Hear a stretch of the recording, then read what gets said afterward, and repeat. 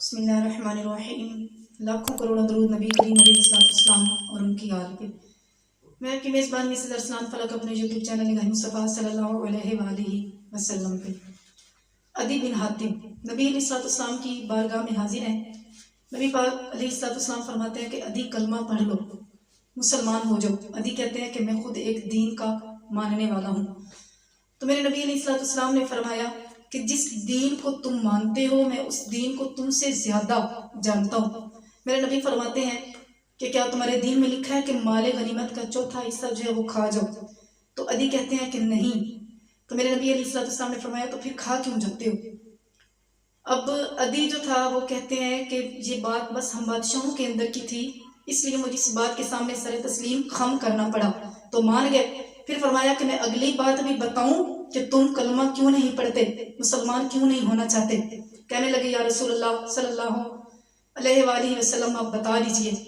तो मेरे नबी ने फरमाया इसलिए ना कि इस्लाम के कबूल करने वाले जो हैं वो गरीब हैं और कमज़ोर हैं कि मक्का वालों ने परेशान करके मक्का से निकाल दिया है। तो फरमाया कि सुन, मैं वो वक्त लेकर आऊँगा, मैं वो वक्त लेकर आऊँगा, मक्का क्या पूरी दुनिया पर मुसलमान जो है वो छा जाएंगे। ये मेरे नबी ने फरमाया।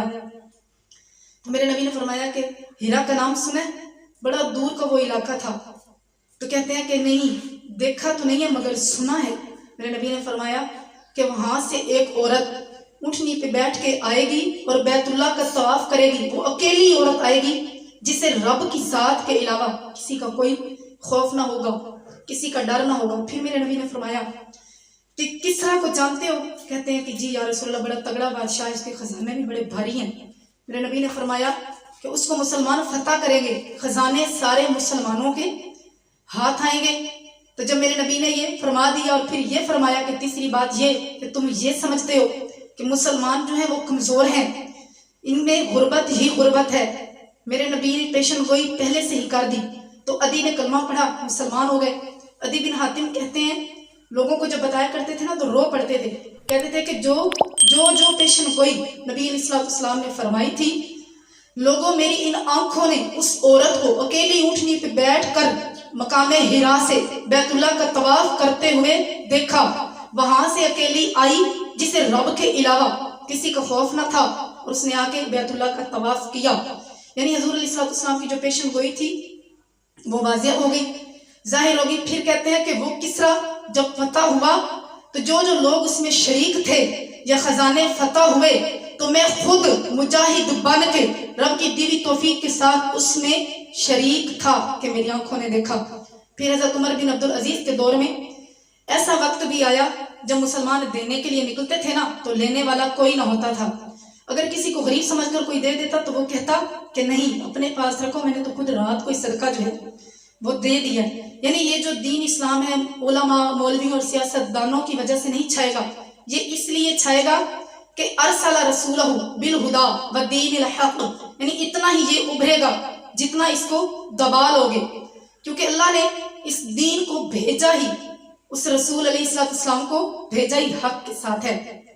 अदी बिन हातिम की बहन जब कैदी होकर नबी अलैहिस्सलाम की बारगाह में आई ना तो बड़ा सोच के आई थी कि नाउज़ बिल्लाह मैं उस रसूल के सामने जाके ऐसे सवाल करूंगी जिनका जवाब वो नबी नहीं दे सकेगा। उसकी गर्दन भी बड़ी अकड़ी हुई थी, अमीर घराने की थी, बड़ी अकड़ के साथ आई।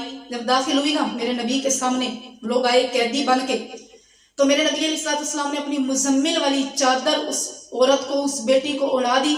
तो जब उड़ा दी गई, वही लड़की जो बातें करती आई थी ना कि मैं नाउज़ बिल्लाह उनसे ऐसे सवाल करूंगी जिनका वो जवाब नहीं दे सकेंगे, मेरे हुजूर ने चादर दी, चादर उड़ाई गई ना तो उस बेटी का सर भी झुक गया, नजरें भी झुक गई।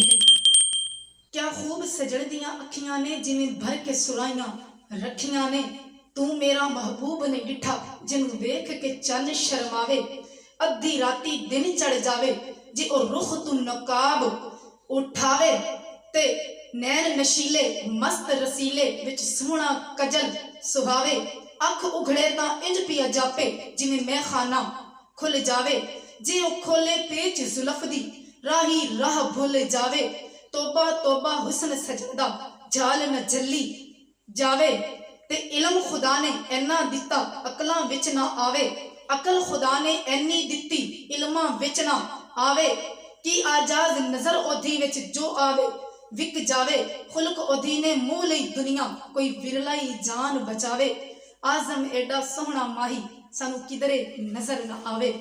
जब उस बेटी के सर पे चादर उड़ा दी ना तो किसी ने उठ के कहा या रसूल अल्लाह ये काफिर है। तो मेरे नबी पाक ने क्या फरमाया कि है तो बेटी।